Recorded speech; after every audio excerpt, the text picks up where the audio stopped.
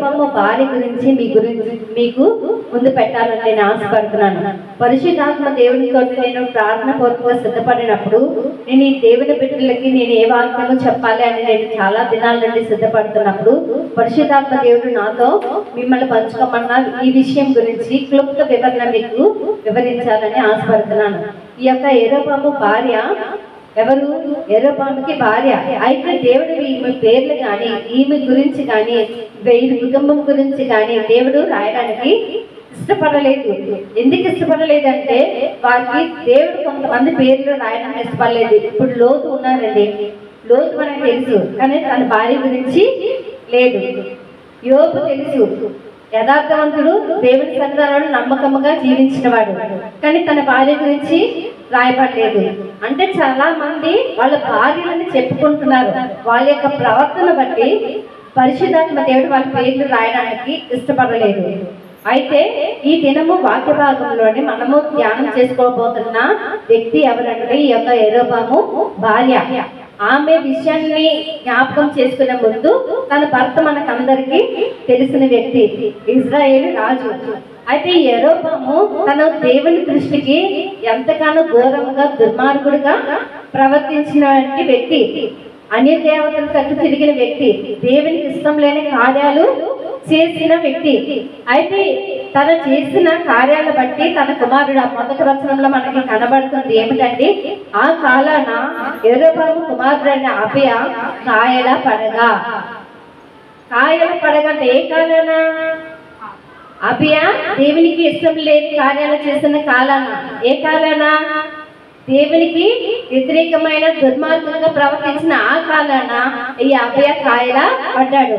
అంటే ఈ అబియా కాయలు పడడానికి కారణం ఏమిటంటే తన్ని దేవుడు పరిశుద్ధాత్మ దేవుడు తన గురించి ఏమని సెలవిస్తున్నాడంటే, యెరోబాము కుమారులందరిలోని ఈ అబియా ఒక్కడే నాకు ఇష్టంగా ప్రవర్తించిన వ్యక్తి, నాకు చాలా ఇష్టమైన వ్యక్తి, ఈయన బట్టి నేను సాక్ష్యం ఇస్తున్నానని పరిశుద్ధాత్మ దేవుడు రాయించాడు.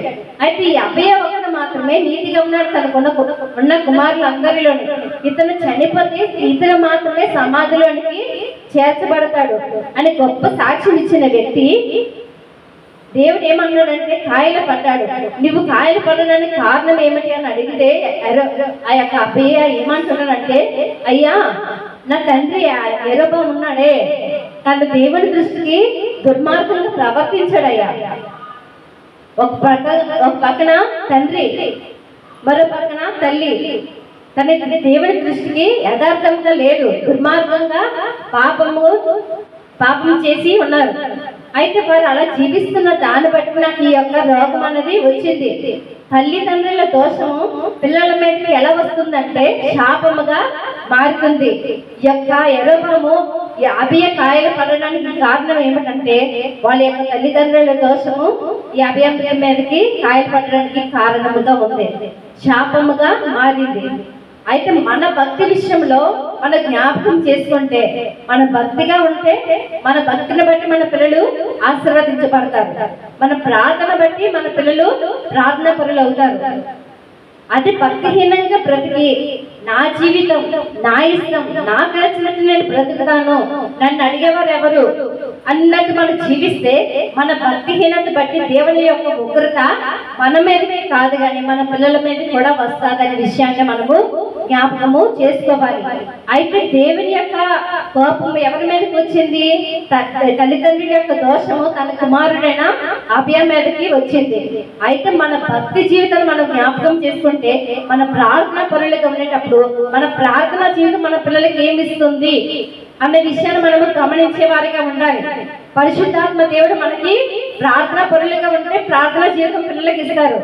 బైబిల్లో ఆధ్యాత్మికంగా మనం చూసుకున్నట్లయితే బైబిల్లో ఒక వ్యక్తి ఉన్నారు, అబ్రహాము. దేవునికి స్నేహితుడిగా పిలబడిన అబ్రహాము తను చనిపోయిన తర్వాత తన కుమారుడు ఇస్సాకు తను ఏం చేస్తున్నాడంటే ఫిలిస్తీన్ల చేత చాలా బాధపడుతున్నారు. ఈ ఇస్సాకు అన్నవాడు ఈ లోకంలో ఉండకూడదు, ఇన్ని ఎలాగైనా భూమి మీద ఉంచకూడదు, చంపేయాలి అనిసాలు పన్నాక పండుతున్నప్పుడు ఎలాగ చేయాలి, వాడిని ఎలా చంపాలి భూమి మీద ఉండకుండా అని ఆ యొక్క ఫిలిస్తీన్లు అందరూ కూడా ప్లాన్ చేస్తున్నప్పుడు అప్పుడు ఇస్సాకు ఏం చేస్తుంటే ఎక్కడికి వెళ్ళిన బావిని తవ్వుతున్నాడు. ఈ యొక్క బావి తవ్వినప్పుడు ఆ బావిలో నీళ్ళు వస్తున్నాయి. ఈ బావి మాది అని అక్కడికి వచ్చి అడ్డుకుంటున్నారు. మరొక చోటకి వెళుతున్నారు, మరొక చోట బావి తవ్వుతున్నారు, అక్కడ నీళ్ళు వస్తున్నాయి, ఇది మాది అంటున్నారు. ఏంటి ప్రభా ఎక్కడికి వెళితే అక్కడ ఇది మాది అని అంటున్నారు అనేసి ఒకానొక రోజు తను ఏం చేస్తున్నాడంటే బెత్షెబలోని అర్ధరాత్రి ఒక్కడే దేవునికి ప్రార్థన చేస్తున్నాడు. ప్రార్థన చేస్తున్నప్పుడు దేవుడు తనకి ప్రత్యక్షమై అన్నాడు, నేను నీకు తోడై ఉన్నానంటే, అయ్యా మీరెవరు? నీ తండ్రి అయిన అబ్రహాం ఉన్నాడే, నీ తండ్రికి వాగ్దానం ఇచ్చాను, నీకు నీ కుటుంబానికి నేను తోడై ఉంటానని, నీ యొక్క తండ్రి ప్రార్థన బట్టి నేను ఈ సమయంలో నీకు తోడుగా ఉన్నాను అనేసి తనతో మాట్లాడుతాను. నీకు తోడుగా ఉన్నాను, నేను ఒంటరినని నువ్వు ఎప్పుడు కూడా అనుకోవద్దు, నీ యొక్క తండ్రి ప్రార్థన బట్టి నేను నీకు తోడై ఉన్నాను అనేసి చెప్తున్నాడు. అబ్రహాము ప్రార్థన ఇస్సాక్కి తోడుగా ఉంది. అయితే మనము ఈ సమయంలో గమనించాల్సిన విషయం ఏంటంటే, మన యొక్క ప్రార్థన మన పిల్లలకి తోడుగా ఉంటుందా? మన యొక్క దోషం పిల్లలకి శాపంగా మారుతుంది, మన యొక్క భక్తి జీవితం పిల్లలకి ఆశీర్వాదకరంగా మారుతుందా లేదా అనే విషయాన్ని మనం గమనించుకోవాలి. అయితే ఈ యొక్క అభయ కాయలు పడడానికి కారణం ఏమిటంటే, వాళ్ళ యొక్క తల్లిదండ్రులు ఇరువురి యొక్క దోషం పిల్లల మీదకి శాపంగా మారింది. మన భక్తి జీవితాన్ని జ్ఞాపకం చేసుకుంటే మనం ఎలాగ మన పిల్లలకి శాపగ్రస్తులుగా ఉంచుతున్నామా, లేకపోతే దేవుని పికి ఇష్టమైన జీవితాన్ని జీవిస్తూ ఆశీర్వాదకరమైన పిల్లలుగా మన ప్రార్థన జీవితాన్ని బట్టి, మన భక్తి జీవితాన్ని బట్టి వారికి శాపం నుండి ఉగ్రత నుండి తప్పించే వారిగా ఉంటున్నాం అన్న విషయాన్ని మనము గమనించుకోవాలి. రెండో విషయం ఏమిటంటే, ఆ యొక్క 2వ వచనంలో మనం చూసుకుంటే, యెరోబోము భార్య ఇట్లా నేను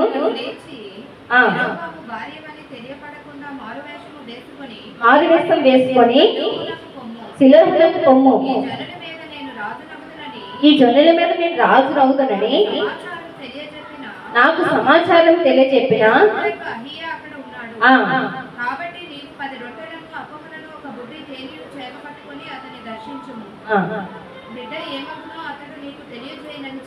చాలండి.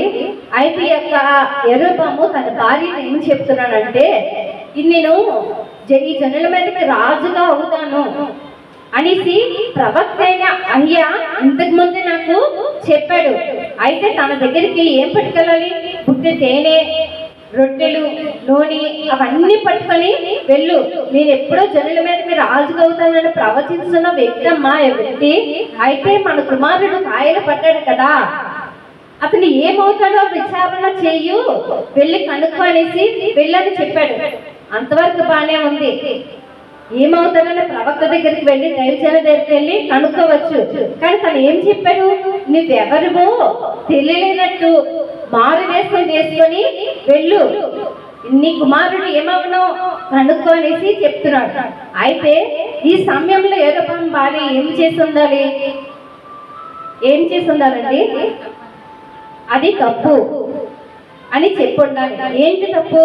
అయ్యా ఈ యొక్క అహియా ప్రవక్త, నువ్వు ఎప్పుడో కాపీ పని చేస్తున్నప్పుడు, కూలివాడిగా ఉంటున్నప్పుడు నీవు ఈ యొక్క జనం మీదకి రాజుగా అవుతావనేసి ప్రవచించిన వ్యక్తి కదయ్యా. అయితే ఈ వ్యక్తి నీకు ప్రవచించాడు, నువ్వు ఎలాగున్నావు అనేసి చెప్పిన వ్యక్తి కదా, మన బాగోగుల గురించి, మంచి చెట్ల గురించి చెప్పిన వ్యక్తి కదయ్యా. ఇలాగ నేను ఏ పనైనా చేస్తాను కానీ ఈ విషయంలో మాత్రం నేను చెయ్యనయ్యా అని తను అని ఉండాల్సింది. కానీ తను అలా అనలేదు. చాలా మంది ఏం చేస్తారంటే అనుకుంటారు, ఈ పనైనా ఏ పనైనా చేస్తాను కానండి, ఈ పని అయితే నేను చెయ్యను అనేసి తను చక్కగా భర్తకి ఎదురు సమాధానం చెప్పి ఉండాల్సిందే. చాలా మంది ఏంటంటారంటే, అదేంటంటే భర్తలకి ఎదురు చెప్పమంటారు, భార్యలు భర్తలకి లోబడి ఉండాలి కదా అనేసి వాక్యంలో ఉంది కదా అనేసి చాలా మంది అంటారు. కానీ ఏం చేయాలంటే మన భర్త మాటకి లోబడాలి. అంత మాత్రమే కాదు, కానీ దేవుడు ఏం చేశాడు? ఈ యొక్క సృష్టిని సృష్టించేటప్పుడు జతలుగా సృష్టించాడు. అయితే భార్యని ఎవరికి సృష్టించాడు? భర్తకి సహకారి, సాటి అయిన సహకారిగా దేవుడు సృష్టించాడు. అయితే భార్య ఏం చేయాలి? సాటి అయిన సహకారం చేయాలి. సహకారం అంటే భర్త తప్పు చేస్తుంటే భార్య సరి చేయాలి. జతలుగా ఒక భార్యకి భర్తనిచ్చాడు, భర్తను భార్యకి ఇచ్చాడు. అయితే పిల్లలు తల్లిదండ్రులకి ఇచ్చాడు, సంఘాన్ని సేవకుడికి ఇచ్చాడు. అలా ఇచ్చినప్పుడు ఒకళ్ళు పడిపోతుంటే మరొకరు లేవనెత్తే వారిగా ఉండాలా, ఒకళ్ళు తప్పు చేస్తుంటే ఇంకోళ్ళు దండించే వారిగా ఉండాలా. అలా దండించేటప్పుడే మనం సరి చేయబడతాం. అయితే భార్య ఏం చేసి ఉండాల్సిందంటే, అయ్యా ఈ ప్రవక్త చాలా మంచివాడని నువ్వే చెప్తున్నావు, నువ్వు రాజుగా అవుతావని నీకు ప్రవచించిన వ్యక్తి కదయ్యా, నేనైతే మార్గేశంలో వేసుకొని వెళ్ళను, కానీ ఏమవుతాడో నేను వెళ్ళి కనుక్కుంటానయ్యా అని చెప్పుండాల్సింది. కానీ అలా చెప్పకుండా ఏమి చేసిందంటే మారువేషం వేసుకొని ఆ యొక్క అహయ ప్రవక్త దగ్గరికి, శ్రీలోకంలో ఉన్న ప్రవక్త దగ్గరికి వెళ్ళింది. అయితే మన జీవితంలో మనం జ్ఞాపకం చేసుకోవాల్సినది ఏమిటంటే, మన భక్తి జీవితంలో మనం ఎప్పుడైనా పడిపోతున్నాము అని అంటే, మనకి చెడు అని తెలిసినప్పుడు మనం ఏం చేయాలంటే, ఇది చెడు మార్గము, ఇది ఇలా వెళ్ళకూడదు, అలా చేయాలి అనేసి మనం ఏం చేయాలంటే మంచిగా ప్రవర్తన నేర్పాలి. పడిపోతున్న వారిని, లేకపోతే చెడు మార్గంలో వెళుతున్నప్పుడు ఇది చేయకూడదు అనేసి మనము సరి చేసే వారిగా ఉండాలి. ఈ యెరొబాము భార్య ఏం చేస్తుందంటే, తన భర్త దొందు అన్నట్టు తను తప్పు చేయడం మాత్రమే కాదు, కానీ తనతో పాటు తిని కూడా యెరొబాము భార్య కూడా తనకి సహకారిగా ఉండిపోయింది. అయితే ఈ యొక్క తల్లిదండ్రుల దోషము, ఈ యొక్క భార్య చేసిన పొరపాట్ల వల్ల ఆయన కుమారుడు కాయలు పడినట్లు మనకి కనబడుతుంది. అయితే మన జీవితంలో మనం జ్ఞాపకం చేసుకోవాల్సినది ఏమిటంటే, మనం ఎన్ని పొరపాట్లు చేస్తున్నా కానీ, చాలా మంది భార్యలు ఏం చేస్తారంటే, నా భర్త తప్పు చేస్తున్నా కానీ తన భార్య ఏం చేస్తుందంటే సరి చేస్తూ ఉన్నప్పుడు ఆ భర్త ఏం చేస్తారంటే, నువ్వెవ్వరు కూడా చేయలేవు. ఒక సంగతిని మీకు తెలియజేస్తారంటే, ఒక ప్రాంతంలోని తన భార్య భర్తలు ఇద్దరు వివాహం అయ్యి కొన్ని సంవత్సరాలు అయిన తర్వాత తన భర్త ఆఫీస్లో వేరే ఆవిడతోటి సత్సంబంధం కలిగి ఉన్నాడు. అయితే సత్సంబంధం కలిగిన తర్వాత తన భార్య పెళ్లికున్న కొంతకాలము జీవితాన్ని గడిపేశాడు. ఎలాగోలాగో తన భార్య తెలిసిన తర్వాత తను ఏం చెప్పింది, అయ్యా ఇలా చేయడం కరెక్ట్ కాదయ్యా, మనం దేవుని బిడ్డలు, ఇలా చేస్తే ఆ దోషం మనకి మన పిల్లల మీదకి వస్తుందయ్యా, నువ్వు ఇలా చేయకయ్యా అని చెప్తే చాలే నువ్వు నాకు చెప్పొచ్చు అనేసి ఇష్టోజట్లుగా వెళ్ళిపోయాడు. భార్య మాట పట్టించుకోలేదు. ఈ భార్య మళ్ళీ నా భర్తను పట్టించుకోవట్లేదు అనేసి, న్యాయం జరగలేదని తన అత్తకెళ్ళి చెప్పింది. తన అత్తకి మొదట చెప్పినప్పుడు విన్న తర్వాత మళ్ళీ సరే అమ్మా సరే అని అన్నది. మళ్ళీ రెండోసారి వినలేదు కదా, మీరు ఏదైనా దండిస్తారేమో అని మళ్ళీ అడిగి ఫోన్ చేసింది. అత్తయ్య ఇలాంటి కుమారుడు వేరే ఆవిడతో ఉన్నారు, కొంచెం మందలించండి అత్తయ్య, తను భయం లేకుండా తిరుగుతున్నా, మన దేవుని బిడ్డలం కదా, ఇలా చేయకూడదు, దేవుని ఉగ్రత మన మీదకి వస్తుంది అని చెప్తే, ఏంటి నువ్వు పెద్ద ఇలాగా చేస్తున్నావు, నా కుమారుడు అది మగాడు, ఇష్టం వచ్చినట్లు తిరుగుతాడు, నోరు మూసుకొని ఇంట్లో ఉండనేసి ఒక అత్త సలహా ఇచ్చింది. అయితే తను దుఃఖంతో ఏడుస్తూ ఉంది. తన భర్తకి చెప్పింది, అత్తకి చెప్పింది, తనకి ఎక్కడ న్యాయం దొరకలేదు. ఒకనొక రోజు తన భర్త ప్రయాణం అయ్యి క్యాంప్ వెళ్తున్నప్పుడు తనకి యాక్సిడెంట్ అయ్యి 2 కాళ్ళు విరిగిపోయి జీవోత్సవంలాగా పోలన పడి ఉన్నాడు. తనకి ఎక్కడ న్యాయం దొరకలేదు. తనకి ఎక్కడ ఏం చేశారంటే, నీ చెప్తూ ఉంది మొదటి నుండి ఇది తప్పయ్యా, ఇలా మనం చేయకూడదని చెప్పుతున్నా కానీ తను ఏం చేశాడు, తనకి ఇష్టానుసారంగా జీవించాడు. తన కాలు ఇరిగిపోయి కొంతకాలానికి తను కూడా మరణించాడు. తల్లి గోరుమని ఏడుస్తుంది, నా కోడలు చెప్తూనే వచ్చింది, నేను అసలు వినలేదు, మన దేవుడి బిడ్డలు ఎలా చేసి ఉండకూడదు, తను చెప్పుతున్నా పట్టించుకోవట్లేదు, తను చెప్పినా నేను అస్సలు పట్టించుకోలేదు అనేసి తను చెప్పిన. అంటే ఏం చేస్తే భర్త పడిపోతున్నప్పుడు తన మందలిస్తూ చెప్తూ ఉంది. కొందరు పట్టించుకోకపోతే ఏం చేస్తారంటే వారు ఉగ్రతకి అనేది గురవుతూ ఉంటారు. మన జీవితంలో కొన్ని మనం సరి చేయగలే పరిస్థితులు మన మీద ఉంటున్నప్పుడు మన వంతు మనము సరి చేయాలి. భర్తని, పిల్లలని, సంఘాన్ని మనం ఏం చేస్తున్నాం, తప్పుదారులు వెళ్ళిపోతున్నప్పుడు మనం సరి చేసే స్త్రీలాగా ఉండాలి. యెరొబాము భార్యలాగా పర్లేదులే ఏం అవ్వదులే అన్నట్టు మనం ఎప్పుడు కూడా ఉండకూడదనే విషయాన్ని జ్ఞాపకం చేస్తున్నాను. మూడవదిగా ఏమిటంటే, తను ఏం చేస్తుందంటే యెరొబాము భార్య మారు వేషము వేసుకొని వెళ్ళింది. అవి ఒక కింద వాక్యంలో చదవండి. ఆ ప్రకారం లేచి సిలోహుకు పోయి అయ్యా ఇంటికి వచ్చెను. వృద్ధాప్యము చేత అంతట యెహోవా అహీయాతో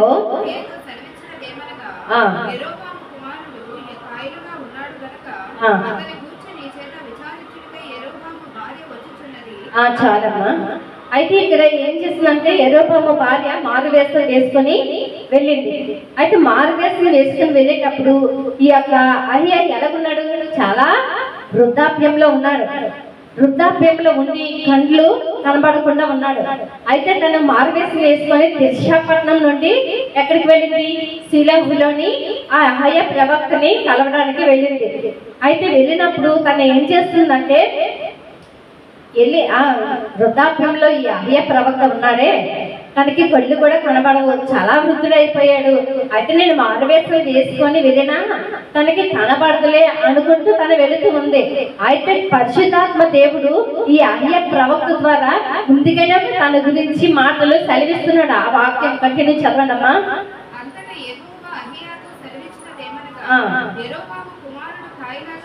కాయిలాగా ఉన్నాడు కనుక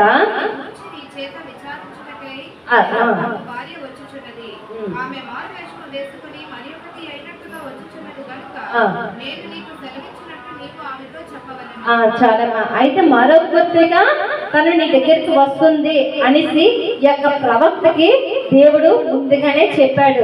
ప్రియమైన దేవుని బిడ్డలారా, మీకు ఏం చెప్తున్నానంటే ఈ యొక్క దైవజనుడికి ఏ దర్శనం కలిగింది?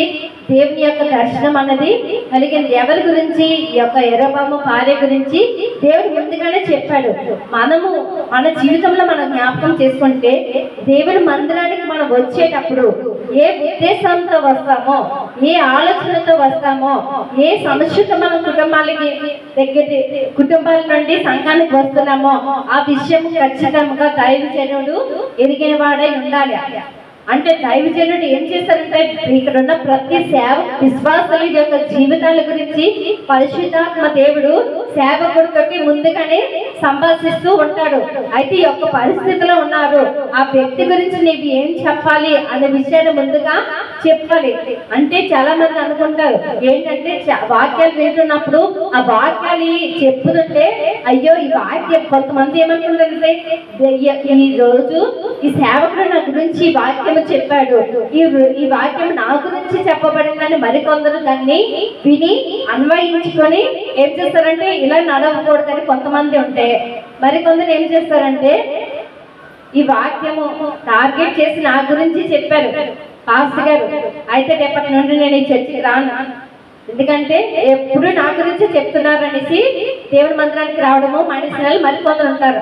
అంటే చాలా మంది అనుకుంటారు ఏంటంటే ఎవరినో ఉద్దేశించి చెప్పారు అనుకుంటారు. కానీ ప్రతి సేవకుడి యొక్క ఉద్దేశాలు ఎలా ఉంటాయంటే దేవుడి వాక్యాన్ని చెప్పేటప్పుడు పరిశుద్ధాత్మ శక్తితో నింపబడి ఎదుటి వ్యక్తి గురించి లేకపోతే నీ యొక్క సంఘానికి ఏదైతే ఉపయోగపడతాదో ఆ విషయాన్ని ఖచ్చితంగా సేవకుడికి పరిశుద్ధాత్మ దేవుడు దేవుని చేత నింపబడే ప్రతి సేవకుల వాక్యాన్ని వింటున్నప్పుడు మనం ఏం చేయాలంటే వాక్యం వింటున్న వారు నా గురించి చెప్పబడింది, ఈ వాక్యం నా గురించి నేను సరి చేసుకోవాల్సింది ఉంది అనే విషయాన్ని మనము గమనించే వారిగా ఉండాలి.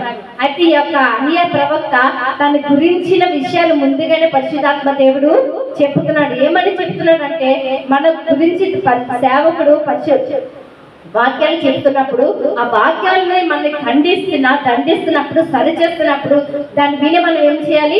సరి చేయబడాలి.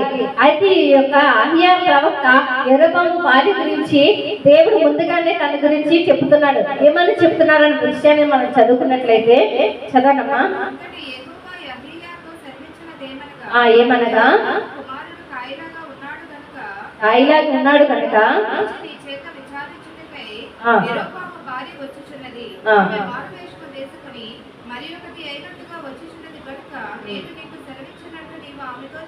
చెప్పగలను.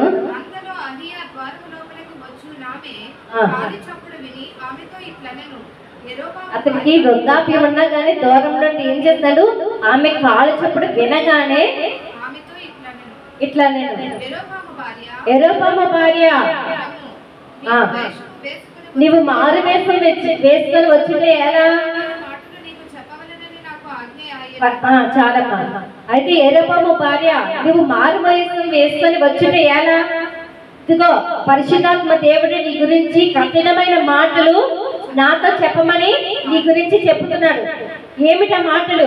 నీ భర్త యెరొబాము ఉన్నాడే, అడు దేవుడి దృష్టికి చాలా, చదవండమ్మా. ఈ ప్రకారం సెలవిచ్చుచున్నాడు, హెచ్చింపచేసి ఇశ్రాయేలు జనం మీదకి అధికారిగా నేను చేసి ఉన్నాడు. చాలమ్మా. దావీదు సంతతి నుండి రాజ్యాన్ని తీసివేసి నీకు ఇచ్చాడు. ఎవరికి ఇచ్చాడు? యెరొబాముకి ఇచ్చాడు. దావీదు కాలంలోని ఇశ్రాయేలు రాజ్యం ఎలాగుండేదంటే, ఇశ్రాయేల్ రాజ్యం ఒక రాజ్యంగానే ఉండేది. ఎలాగా? మొట్టమొదటి రాజు సౌలు రాజు, తర్వాత దావీదు, తర్వాత సొలొమోను. అయితే ముగ్గురు రాజులు 40 సంవత్సరాలు ఆ రాజ్యాన్ని పరిపాలించారు. అయితే 40 సంవత్సరాలు పరిపాలించిన తర్వాత సొలొమోను కాలంలోనే రాజ్యము 2 విధాలుగా ఏర్పడింది. ఎలాగా? 2 రాజ్యాలు, ఇశ్రాయేల్ రాజ్యము, యూదా రాజ్యము. ఒక రాజ్యం వచ్చి రెహబాము, మరొక రాజు యెరొబాము. అయితే రెహబాము ఎవరంటే ఈ సొలొమోను యొక్క కుమారుడు, యూదా రాజుగా ఉన్నాడు. యెరొబాము ఇశ్రాయేల్ రాజుగా ఉన్నాడు. అయితే ఇశ్రాయేల్ 2 రాజ్యాలుగా ఏర్పడినప్పుడు మొట్టమొదటి రాజుగా యెరొబాముని దేవుడు ఏర్పాటు చేస్తున్నాడు. అయితే ఆ దావీదు సంతతి నుండి వేరుపరిచి మొట్టమొదటి రాజుగా దేవుడు వాటిని అభిషేకిస్తే యెరొబాము ఏం చేశాడు? తనకి విగ్రహారాధనల వైపు, దేవతల వైపు తిరిగి దేవునికి ఇష్టం లేని కార్యాలన్నవి చేశాడు. పోత విగ్రహాలని పూజించాడు, దేవునికి అసహ్యకార్యములు చేశాడు. దావీదుకి నడవలసిన మార్గంలో నడవకుండా తన పితరుల్లాగా కాపుల స్థితిలోనికి నడిచాడు. అలా నడిచిన యెరొబాముని దేవుడు ఏమన్నాడంటే, నీ భర్త ఈ యెరొబాము ఏం చేశాడంటే దేవునికి ఆయస్కరమైన కార్యాలు చేశాడు కనుక నేను నీతో చెప్తున్నాను. పరిశుద్ధాత్మ దేవుడు ఏం చెప్పమన్నాడంటే, నీ యొక్క కుమారుని మీదకి, నీ యొక్క సంతతి మీదకి, నీ వంశం మీదకి దేవుని యొక్క ఉగ్రత అనేది రాబోతుంది. జాగ్రత్త, తస్మా జాగ్రత్త. దేవుని యొక్క ఉగ్రత ఎవరి మీదకి వస్తుంది? నీ కుటుంబం మీదకి. గనులైన వారిని, అల్పులైన వారిని, మగవారిని అందరినీ కూడా నా దేవుడు ఏం చేస్తారంటే నిర్మూలం అనేది చేస్తూ ఉంటాడు అనేసి కఠినమైన మాటలు యెహోవా ప్రవక్త యెరొబాము భార్యకి చెప్తున్నాడు. నీ యొక్క కుమారులు అందరినీ కూడా ఏమి చనిపోతారు. వారు ఎలా చనిపోతారంటే, వారి రాజ్య మార్గంలో ఆ పట్టణపు బయట ఉన్నవారు ఎలా ఉంటారంటే కుక్కలు వారిని ఈడ్చుకొని వెళ్ళిపోతాయి. బయట చనిపోయిన వారిని ఆకాశ పక్షులు తినేస్తాయి. చెత్త ఊడ్చివేయబడినట్లుగా మీ యొక్క వంశవళి ఊడ్చివేయబడుతుంది అనేసి పరిశుద్ధాత్మ దేవుడు యెహోవా ప్రవక్త ద్వారా మాట్లాడుతున్నారు. అంత కఠినమైన మాటలు మాట్లాడడానికి, ఆ యొక్క వంశవళిని నాశనం చేయడానికి కారణం ఏమిటండి? కారణం ఏమిటి? దేవునికి ఆయస్కరమైన కార్యాలు యెరొబాము తన భార్య చేయడం వలన తన వంశం అంతటి కూడా నాశనమైనట్లు మనకు కనబడుతుంది. మన జీవితంలో మనం జ్ఞాపకం చేసుకుంటే దేవుని యొక్క ఉగ్రత మన మీదకి రాబోతుందన్న తెలిసిన వెంటనే మనం ఏం చేస్తున్నాము? దాన్ని సరి చేసుకున్న వారిగా ఉంటున్నామా, లేకపోతే వింటున్నామా? అయితే ఈ యొక్క యెరొబాము గురించి దేవుడు మాటలు చెప్తున్నప్పుడు ఈ యొక్క భార్య ఏం చేస్తుందంటే, ఆ యొక్క కఠినమైన మాటలు పలుకుతున్నప్పుడు తను వింటుంది. ఎవరైనా మనకి ఈ యొక్క మీ యొక్క వంశవులు అందరిలో కూడా అందరూ చనిపోతారు. ఈ అభయ ఒక్కడు మాత్రమే సమాధికి చేర్చబడతాడు.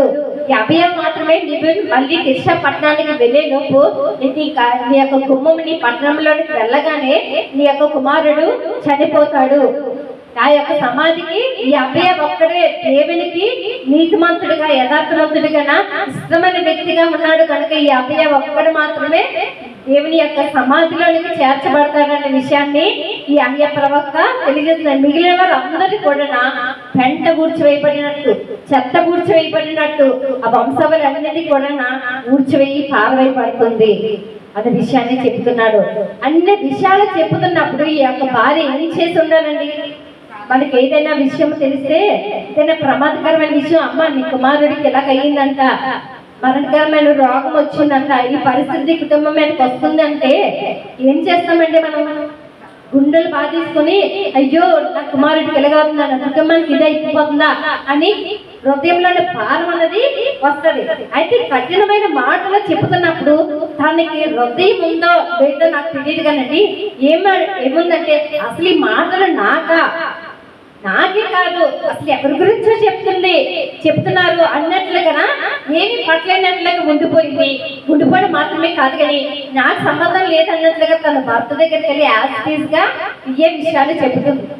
అంటే తనకి ఏంటి, దేవుని యొక్క ఉగ్రత రాగానే ఏం చేయాలి, స్త్రీలైన వారు అయ్యో ఇలాంటి మాటలు పలకద్దండి అనేసి మోకరించి వెంటనే ప్రార్థన చేస్తే తన కుటుంబం మీద శాపం కొంత అయినా తగ్గి ఉండేది. కానీ తను అలా లేదు, హృదయ కాఠిన్యతని చూపించింది. హృదయం లేని దానిలాగా తను అలా ప్రవర్తించినట్లుగా మనకి కనబడుతుంది. అయితే మనకి జీవితంలో మనకి అటువంటి ఉగ్రత వచ్చినప్పుడు దేవుని సన్నిధానంలో ప్రార్థన చేసేవారు ఉండాలి. అయ్యా నాకు ఇలాంటి శ్రమ రాకూడదు, నా కుటుంబం మీద ఇటువంటి శ్రమ రాకూడదు, ఈ ఉగ్రత రాకూడదు అనేసి తన ప్రార్థన చేసి ఉంటే, ఆ సేవకుడి దగ్గర వేడుకొని ఉంటే తన ఉగ్రత పాలైపోయింది కాదు. ఈ యొక్క యరొబాము భార్య తన భర్త యొక్క దోషం ఎవరి కుటుంబానికి శాపముగా మారింది. దేవుని యొక్క ఉగ్రత రాబోతుందన్న విషయాన్ని తెలుసుకున్న అబిగయీలు ఏం చేసిందండి, దావీదు యొక్క జీవితాన్ని మనం జ్ఞాపకం చేసుకుంటే నాబాలు చాలా మూర్ఖుడు, దుర్మార్గుడు, మొరటివాడు. అయితే అలాంటి వ్యక్తి దావీదుతో ఇష్టానుసారంగా మాట్లాడుతున్నప్పుడు దావీదు యొక్క సైన్యం ఏం చేస్తున్నారు, నాబాలు యొక్క కోటని కాపలా చేస్తున్నప్పుడు వారికి ఇష్టానుసారంగా మాట్లాడేసి నేను మీకు ఇవ్వాల్సిన సామాగ్రి కానీ డబ్బులు కానీ ఇవ్వను అనేసి ఇష్టానుసారంగా మాట్లాడితే దావీదు వచ్చి అడిగినప్పుడు దావీదు నాబాలు ఇష్టం వచ్చినట్లే మాట్లాడుతున్నాడు. అయితే నాబాలు మాట్లాడుతున్నప్పుడు ఈ విషయం ఎవరు తెలిసింది, తన భార్య అబిగయీలుకి తెలిసింది. అబిగయీలు ఎలాంటిది, అయితే అబిగయీలు తెలిసిన వెంటనే ఆ యొక్క 15వ వచనంలో మనకు కనబడుతుందంటే, మొదటి సమూయేలు 25వ అధ్యాయము 23వ వచనంలో మనం చూసుకున్నట్లయితే, మొదటి సమూయేలు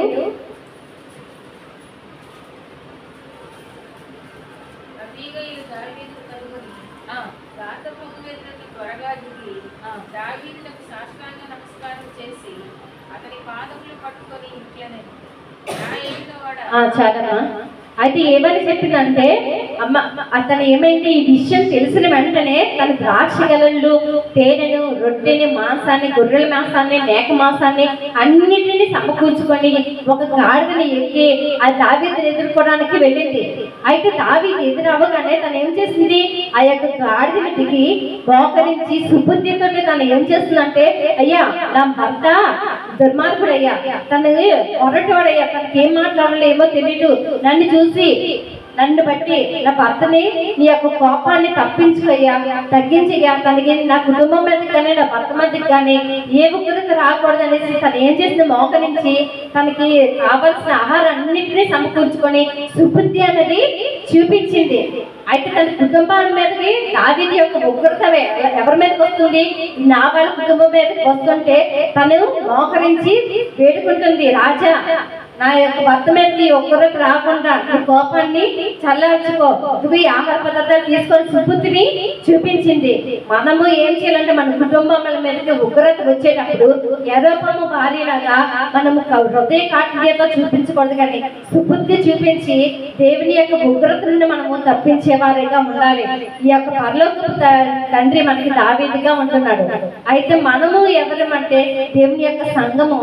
అయితే సంఘంకి శిరస్సు దేవుడైన వాడు కనుక మనం అయితే దాన్ని ఏం చేశారు, తన సుబుద్ధిని బట్టి నాబాలు చనిపోయిన తర్వాత అబిగయీలుని దావీదు వివాహం చేసుకున్నాడు. అంటే సుబుద్ధిని బట్టి తను వివాహం చేసుకున్నాడు. మనము జీవితంలో ఏం చేయాలంటే, పరలోకపు తండ్రి మన భర్త ఉన్నాడు కనుక మన భార్యలు అవ్వాలంటే మనలో సుబుద్ధి అన్నది మనకి ఉండాలి. యరొబాము భార్యలాగా హృదయ కాఠిన్యత చూపించే వారిగా ఉండకూడదు. అయితే భర్త చెడిపోతుంటే అయ్యా తప్పు అని సరి చేయకుండా నీ ఇష్టం వచ్చినట్టు తను చెప్పాడు కదా పర్లేదులే అన్నట్టు చేసేవారిగా ఉండకూడదు. సరి చేయాలి. పిల్లల మీదకి ఉగ్రత రాకముందే మనము మన పిల్లల గురించి మనము ముందుగానే కనిపెట్టే ఉగ్రత రాకుండా కాపాడుకోవాలి. మన యొక్క దోషం పిల్లల మీదకి రాకూడదు. మనము ఏం కలిగినండి, భర్త తప్పు చేస్తుంటే సరి చేయాలి.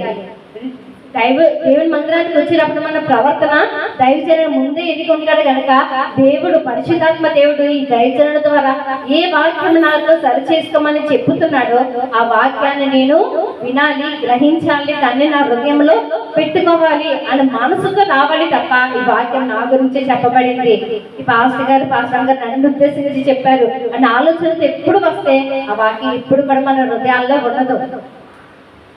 అంత మాత్రమే కాదు కానీ దేవుడి వాక్యం విని దాన్ని మన హృదయంలో అన్వయించుకోవాలి. అంత మాత్రమే కాదు కానీ హృదయ కాఠిన్యత చూపించకుండా ఎర్రబొమ్మ వారిలాగా సుబుద్ధి కలిగి అభిగయలలో మనం ప్రవర్తించే వారిగా ఉండాలి. మనం ఎవరిలాగా ఉంటున్నాము? ఎర్రబొమ్మ వారిలాగా ఉందామా, అభిగయలాగా ఉందామా? దేవుని యొక్క భార్యలుగా ఉందామా, లేకపోతే హృదయ కాఠిన్యత చూపించి మనసు లేని వారిగా కఠినమైన బండరాయిలాగా ఉందామా? మన యొక్క కుటుంబాల మీదకి, మన యొక్క సంఘాల మీదకి, లేకపోతే మన పిల్లల మీదకి రాబోతున్న ఉగ్రత నుండి దేవుడు మనల్ని తప్పించాలంటే దేవుని సన్నిధానంలో మనం ప్రార్థించవలసిన వారిగా ఉన్నాము. మనం దేవునికి అర్పించవలసిన వారిగా ఉన్నాము. మన హృదయాన్ని, మన పిల్లల్ని, మన ధనాన్ని, మన సమయాన్ని, ప్రతి దాన్ని కూడా దేవుని సన్నిధానంలో ఎప్పుడైతే పెడతామో అప్పుడు దేవుని యొక్క ఉగ్రత అనేది మన నుండి తప్పించబడుతుంది. మనల్ని బట్టి మన పిల్లలు ఆశీర్వదించబడతారు. మన భక్తిహీనంగా ఉంటే మన భక్తిహీనత మన పిల్లల మీదకి శాపముగా వస్తుంది. మన భక్తిగా ప్రార్థన జీవితం కలిగి ఉంటే మన ప్రార్థనా జీవితాన్ని బట్టి మనకు పిల్లలు ఆశీర్వాదకరంగా ఉంటారనే విషయాన్ని జ్ఞాపకం చేసుకోవాలి. ఈ కొద్ది మాటలు దేవుడు దీవించి ఆశీర్వదించును గాక.